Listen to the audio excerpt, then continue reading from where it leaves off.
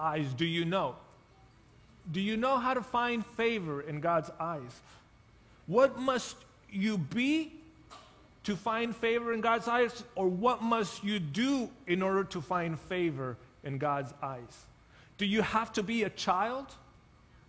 Do you have to be wise and experienced? Do you have to be good? Do you have to do everything right? Is it about gender?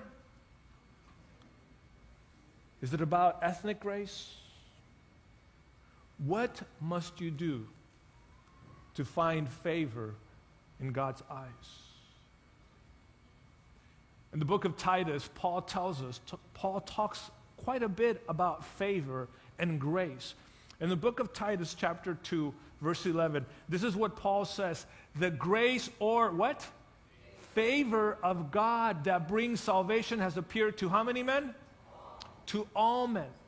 This is important because I want you to understand something when we go back to Genesis chapter 6. It's important that we see this and we understand this so that we can read Genesis chapter 6 correctly. The grace of God that brings salvation has appeared to all men. And this favor does what to us? It teaches us. It teaches us to what? To deny that denying ungodliness and worldly lust, we should live soberly, righteously, and godly in the present age.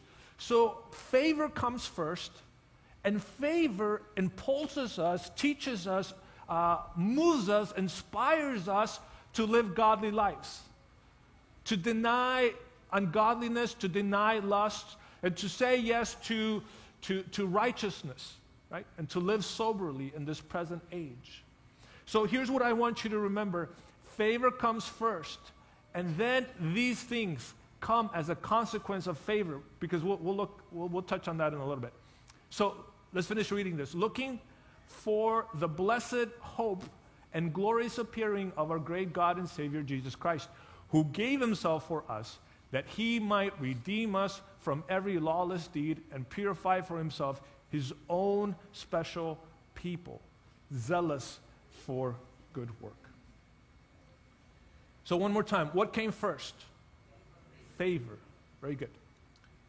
So what about you? Have you found favor in someone's eyes? Have you ever found favor in someone's eyes?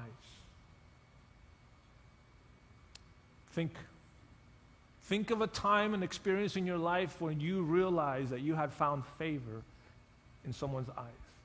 And think about how that made you feel. Did you receive the favor? Or did it make you feel uncomfortable and say, man, I need to pay back, or I need to earn this, or I need to do something about this? God was trying to teach me about favor, about grace, and I wasn't getting it. It just wasn't something that I was able to absorb or to take in. So I asked him, explain it to me, show it to me in a way that I can understand. We were during that time, we were on vacation, and later that day, we were at a shop of a guy who was making clay pottery. It's supposed to jump in right now. You want to give me the next slide, guys? Next slide. It'll pop up here in a little bit. This guy was making clay pottery, and he chose one of my daughters to make a clay pot with him. There was a crowd of people who were watching, who had gathered around to see, and there were other children of my daughter's age, but this guy chose my daughter. And when my daughter was done, he gave her the pot and he kept on working. A mom spoke up and said, "Sir, my child is next." And the guy said, "No," he says, "I'm sorry, ma'am, I made an exception with her. This is not a hands-on booth, and no one is allowed to touch the equipment." Then God whispered to me, and he said, "That's favor. That's grace." "Oh," I said, "I get it now." You see, my daughter did not do anything to deserve that attention. She did not do anything to receive that gift or that experience. The man simply chose her just because she found favor in his eyes.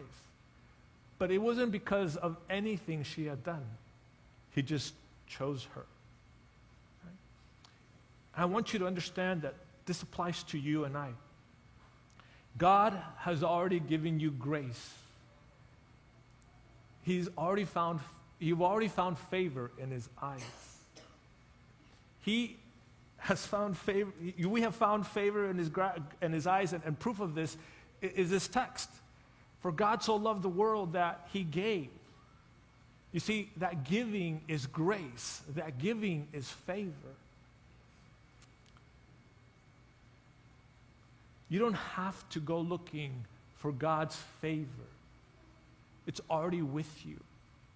You already have it. He loves you so much that he gave you his son. That's grace. That's favor. I hope you can receive that. God chose Noah,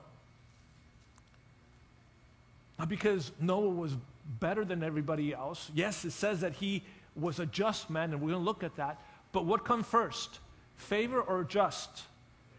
Favor comes first. You have found favor in God's eyes. And you are here today because God has chosen you. It's God who initiates and offers you his grace and his favor.